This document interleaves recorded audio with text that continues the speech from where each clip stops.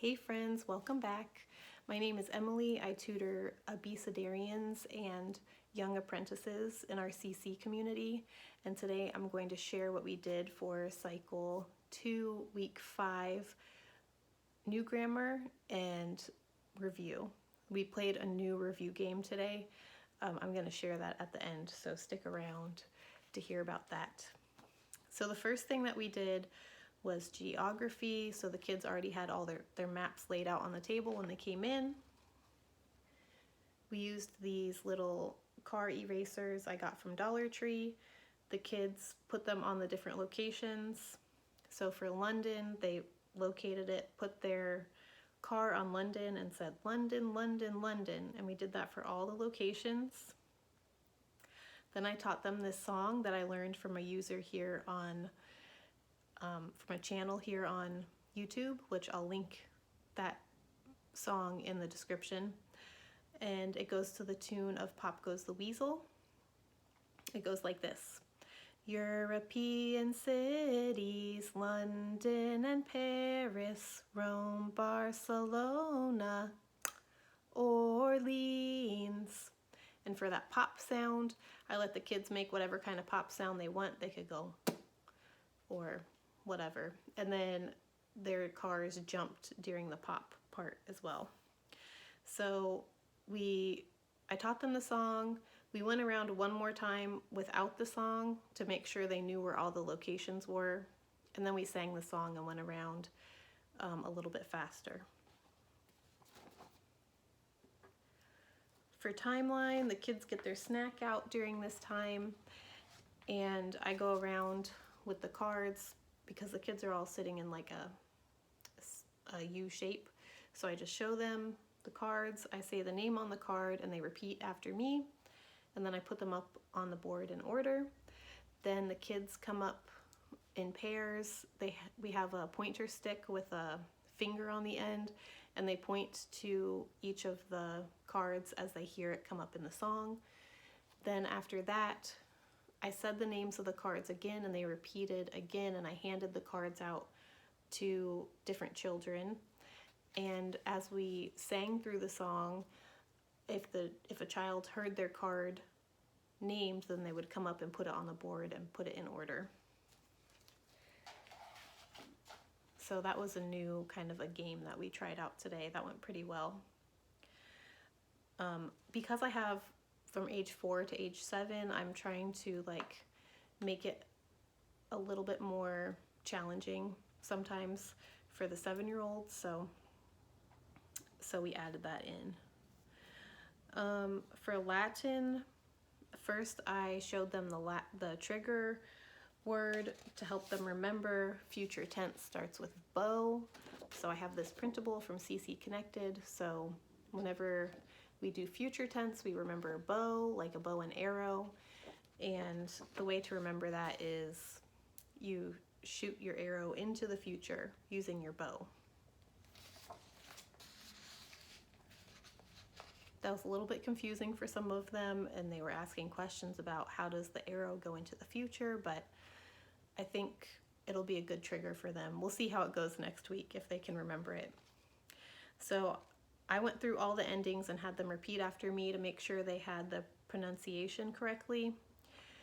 The pronunciation correct.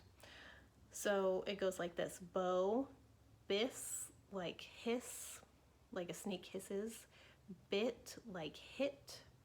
Then we have bimus, bitis, and the last one, I listened to the song a bunch because it was kind of, it wasn't the pronunciation I expected, but it's like boont, bunt, bunt, bunt. The U sound is kind of like the U sound in puss, like Puss in Boots. So bunt, but it's not a full-on ooh. Anyway, I don't know if you care, but I was trying to match the song, so that's what I said for the kids to repeat after me. Then I taught them the hand motions for the end of the song, so we go first conjugation, future tense, future tense. And then we listened to the song. It's to the tune of Three Blind Mice. So we listened to it. It was kind of fast. So then we sang it once without the music, and then we listened to it again. Then after Latin, we did math for the 9s. I had printed out this again from CC Connected. I just printed, this is printed on draft, so it really still comes out pretty colorful even if you don't use up a bunch of ink. So for the 9s, I used this. I gave the kids the car erasers again, and we went around and said all the numbers as we touched them, so just to make sure the kids heard all the numbers before we listened to the song. And then for the song, we did our silly action dice. So this is what I use for that. This is a dice I got from Dollar Tree, and I wrote different silly actions on here. So the kids roll this, and we do those actions during the song. So we had 6 kids in the class. Each one got a chance to roll. So I'll just tell you what's on here. We have flamingo, karate chops, superhero, penguin waddle, kicks, and sea stars. Sea stars is on there from last year, but that's really just like a jumping jack almost. So we listened to the song 3 times and did those silly actions for that. And then for 10, we did the same thing with the cars. We went through and said all the numbers.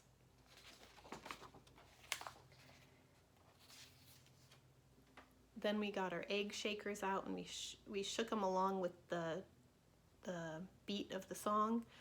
So we did that twice and went through the numbers that way. And then for the last thing we did to get them up and moving, we all stood in a circle, and we had our hands on the people's hands next to us doing this. So we said 10, 20, 30, 40, 50, all the way up to 100. And then at 110, we did 110, 120, 130, 140. And then for 150, we touched our toes and rolled up and jumped for 150. So we did that a few times. They really liked it, and then they were asking to do it in volcano voice because those kids love volcano voice. But we were running short on time, so we did not do that. Then next we did science. What are some cycles in nature? So first, I said it, and then they repeated after me. So,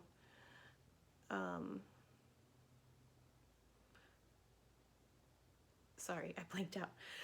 I'm trying not to read all of this curriculum because there is, copyright on it. So I'm trying not to put all the information out there. That's why I just give like bits and pieces of the curriculum. Anyway, okay, so I said the words for science. They repeated after me, and we didn't do any like hand motions or anything for this. I just got them active, and we just repeated the same thing over and over. So the first thing we did was windmill arms to kind of keep us in like the cycle theme. So we were doing windmill arms like this, and we said water cycle, carbon and oxygen cycle, and so on. We did that twice. And then for the next thing we did, we took our pointer fingers and went around in a circle like this and said it. And then we went this way. And another idea I had that we didn't do was linking arms with each other and walking around in a circle. Like I said, we were just running low on time, so we skipped that one. And then for number 6, for history, we did the 100 Years' War. So first, I said the words and taught them the hand motions, and they repeated after me. So here's what we did for that. So 100 Years' War, 100 Years' War, Joan of Arc. Oh yeah, I showed them the timeline card that had Joan of Arc on there. And so we kind of copied her image there. We held our hands like this to be Joan of Arc. So all the girls did this for Joan of Arc. And then all the boys did the same thing for King Charles VII. And the kids really got a kick out of that. I've never done anything like boys and girls before in the class, but they got excited about it. It was cute. Okay, then for French, we did this again, French, because we did that last week. And for English, we did our teacups again, like we did last week. And the Siege of Orleans, we did this with our swords. Siege of Orleans, we made an O. And 1340s, fleas on rats carried the plague. The plague. And then for killed, I had them fall on the ground for killed. So then what we did was we split up into groups of 3 because there's 6 kids in the class. So for killed 1 out of 3 Europeans, the kids each took turns dying. So there's 3 kids in each group, and the one who was going to die was going to be on the end. And for that part of the song, I pointed to them and they fell down, and then they got back up and fell down again. And I think they got to do it like 4 times per song. And then I had them go to the end of the line, and the next kid who was going to die was on the front of the line. We wanted to make sure there was enough room where they didn't get hurt if they fell down. But they really loved that. That was fun for them. They had a hard time like controlling themselves and not all dying the whole time, each time. So I explained to them it was like 1 out of 3 was dying. They weren't all dying at the same time. There was a lot of death. The kids didn't seem upset about it. It was fun. All right. And the last thing we did was English. For that, we just did it to the tune of the chicken dance again. So we're adding on to what we did last week, and over the next few weeks, it'll be the whole chicken dance. So it went like this.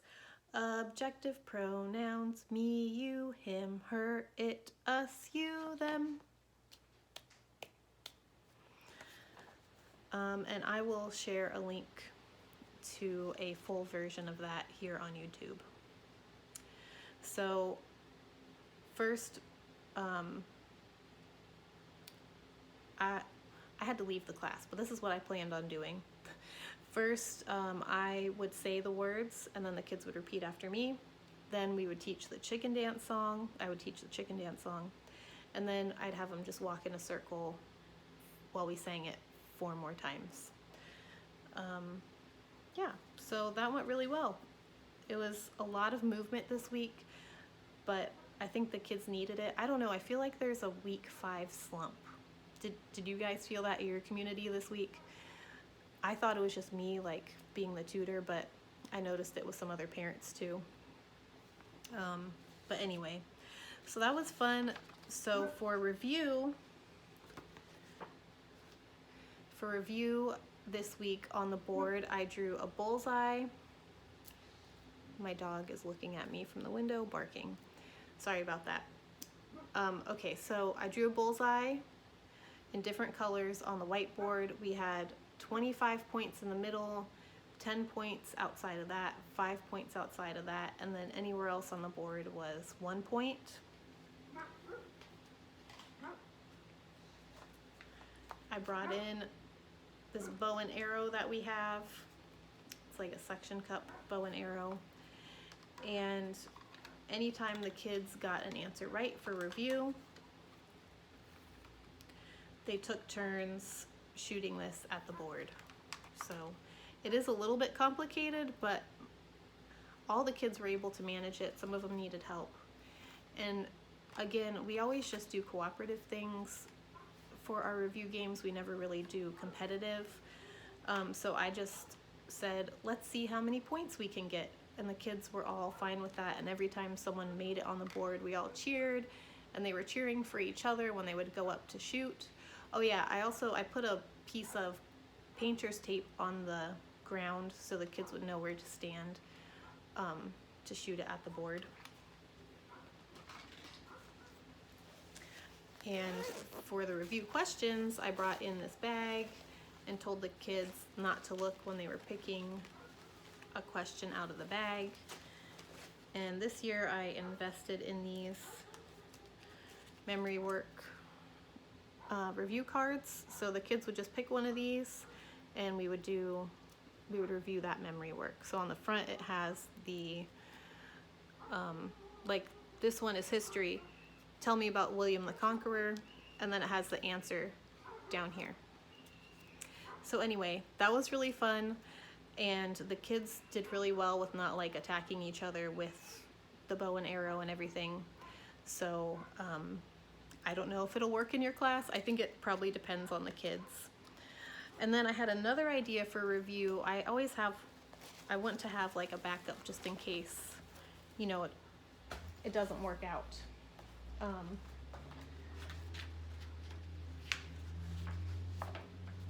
So I had printed off some coloring sheets from CC Connected. This is under, I think it's called Learning Center, under the Scribblers one.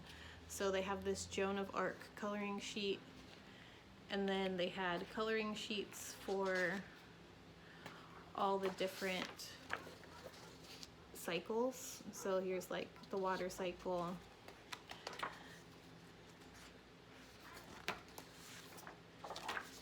and the oxygen cycle, no, nitrogen cycle.